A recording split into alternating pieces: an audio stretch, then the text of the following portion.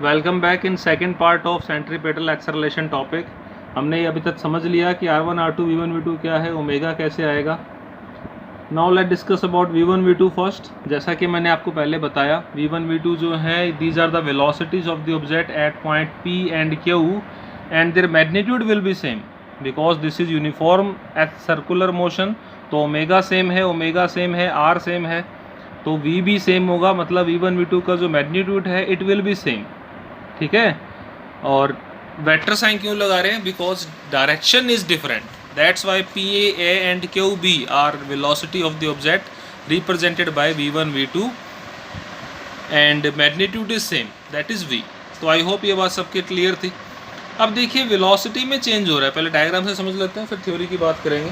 Velocity में change हो रहा है तो उस चेंज को कैसे कैलकुलेट करें? मैंने वेक्टर जब पढ़ाया तब आपको बताया था कि आप एक वेक्टर की डायरेक्शन और मैग्नीट्यूड को बदले बिना, without changing the direction and magnitude of vector, you can place it anywhere. आप उसे उठाकर कहीं भी प्लेस कर सकते हैं। कंडीशन ये है कि डायरेक्शन वो ही रखिए और उसका मैग्नीट्यूड भी उतना ही रहना चाहिए। तो देखिए मैंने इस डायग्राम से डायग्राम और बना लिया। मैंने V1 को एज इट इज़ रखा, as you can see V1 जो है उसकी लेंथ और डायरेक्शन सेम है, बस मैंने यहाँ P डैश A डैश दिखा दी क्योंकि मैंने V1 को उठा के नई पोजीशन पे रख दिया।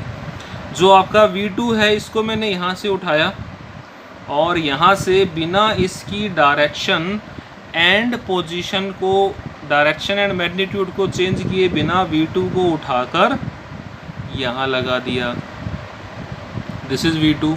मैंने V2 की ना डायरेक्शन बदली और ना ही उसका मैग्नीट्यूड चेंज किया, तो उसे उठाकर A के टेल के साथ जोड़ दिया। जो B की टेल है, वेक्टर V2 की जो टेल है वो V1 की टेल के साथ मैंने अटैच कर दी। ठीक है, यहाँ पर दो लाइन मंगी।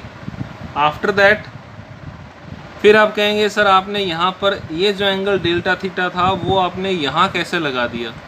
This is mathematics. जिन्होंने 10th करती मैथमेटिक्स बहुत अच्छे से पढ़ी है वो बहुत इजीली पता लगा सकते हैं कि सर ने ऐसा क्यों किया। देखिए कैसे, ये जो एंगल है ये 90 डिग्री है, ये जो एंगल है ये 90 डिग्री है।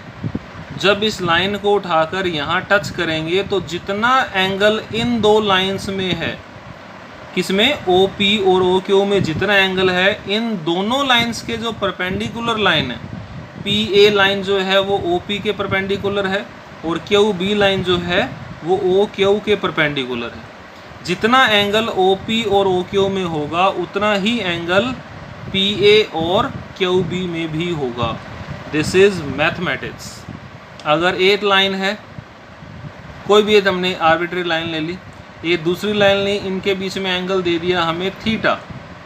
ठीक है, अगर इनके बीच में एंगल थीटा है तो इन दोनों लाइंस के जो परपेंडिकुलर दो लाइन ड्रॉ की जाएगी उन दोनों लाइंस में भी एंगल हमेशा कितना होता है, इस लाइन में और इस लाइन में एंगल कितना होगा, always theta. This is the basic property of mathematics. आप इसे किसी भी तरीके से पढ़ सकते हैं। आपने 10th तक हो सकता है इस आइडेंटिटी को पढ़ा भी हो, नहीं पढ़ा तो मैथमेटिक्स में आगे आएगी। सिंपलेस्ट फॉर्म में मैंने आपको बता दिया। अगर दो लाइन के बीच में एंगल थीटा है तो उन दोनों लाइंस के परपेंडिकुलर जो लाइंस होंगी उनके बीच में एंगल भी थीटा होता है। तो देखिए यहाँ पर जो V1 और V2 वाली लाइन है, both are perpendicular to R1 and R2 respectively. तो जो R1 R2 के बीच का एंगल है वही एंगल क्या हो जाएगा, V1 और V2 के बीच में हो जाएगा। I hope it is clear to all. अगर कोई डाउट है तो कमेंट सेक्शन में आप पूछ लीजिएगा, मैं आपको और डिटेल से अलग से वीडियो बना के बता दूंगा। अब अगली बात, ये दो वेक्टर हैं, एक V1 है और एक V2 है ना, और इनके बीच का एंगल आ गया डेल्टा थीटा। तो A डैश से B डैश तक अगर आप एक लाइन खींच दें तो ये किसको शो करेगी? Remember displacement vector R1 R2 दिए होते थे और हम क्या निकालते थे, डिस्प्लेसमेंट वेक्टर। वैसे ही ये V1 है, ये V2 है, A इन दोनों लाइन को मिला दिया और यहाँ एरो लगा दिया।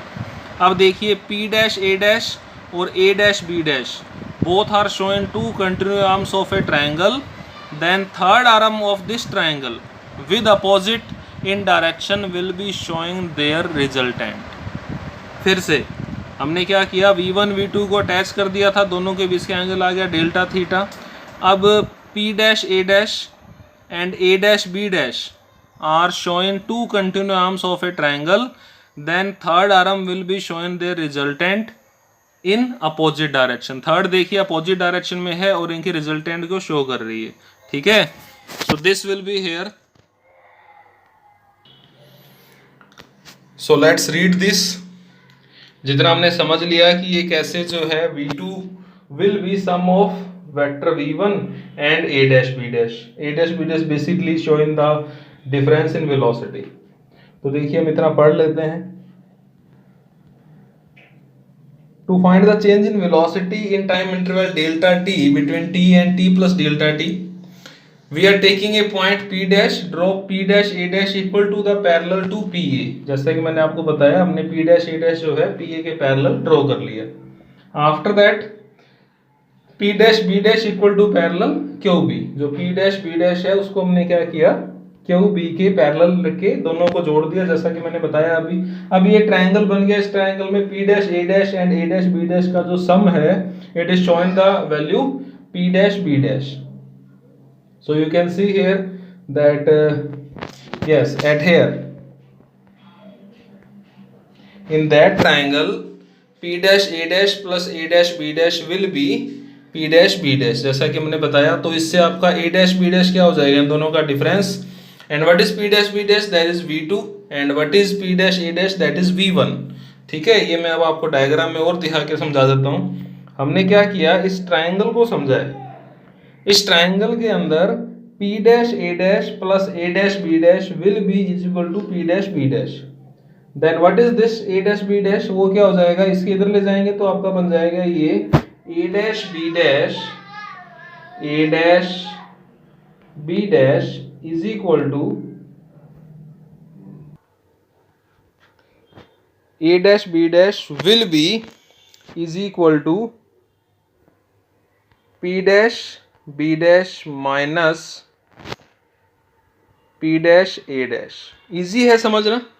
थोड़ा सा अपने आप माइंड को कॉन्सेंट्रेट करें. भी ये ट्रायंगल को शो कर रहे हैं जिसमें this arm plus this arm is equal to that. तो ये किसके इक्वल होगी, it will be equal to minus of these two arms. तो यहाँ हमने क्लियर कर दिया कि ये वाली जो आर्म है कौन सी, that is A dash B dash, ये बेसिकली इक्वल टू है V2 माइनस V1 के. ठीक है, आप डायग्राम अलग से बनाकर इन योर फेयर नोटबुक आप इस चीज़ को फिर से समझने ट्राई करें. क्लियर नहीं हो तो आप मुझसे दोबारा पूछ सकते हैं. मुझे ये बेसिकली प्रूव करना था कि जो A dash B dash है ये क्या हो गया है, this is the difference of V2 and V1. और हमको पता है change in velocity upon time that is known as acceleration. Yes, मुझे कैलकुलेट ही क्या करना था, centripetal acceleration. For that I am doing this. So that change will be velocity. After saying that triangle, what is delta theta? Delta theta will be length of arc upon radius. देखिए इस triangle में जो delta theta है वो क्या हो जाएगा, delta theta will be length of arc मतलब A dash B dash upon radius. अब रेडियस क्या है, V1 V2 कोई भी ले लो, दोनों का मैग्नीट्यूड सेम है. Then I can write that delta theta in this triangle, delta theta will be length of arc A dash B dash, that is delta V upon radius. radius तो हमने क्या माना है, V1 ले लो चाहे V2, magnitude तो same है. so delta theta will be delta V by magnitude of V1 और V2, that is V. तो यहाँ पर मैं एक पॉज ले रहा हूँ. टॉपिक अभी पढ़ा है, आप पहले इन दोनों वीडियोस को समझिए, फिर हम तीसरे वीडियो पे आएंगे. थोड़ा सा टॉपिक डेंस है. Okay, thank you.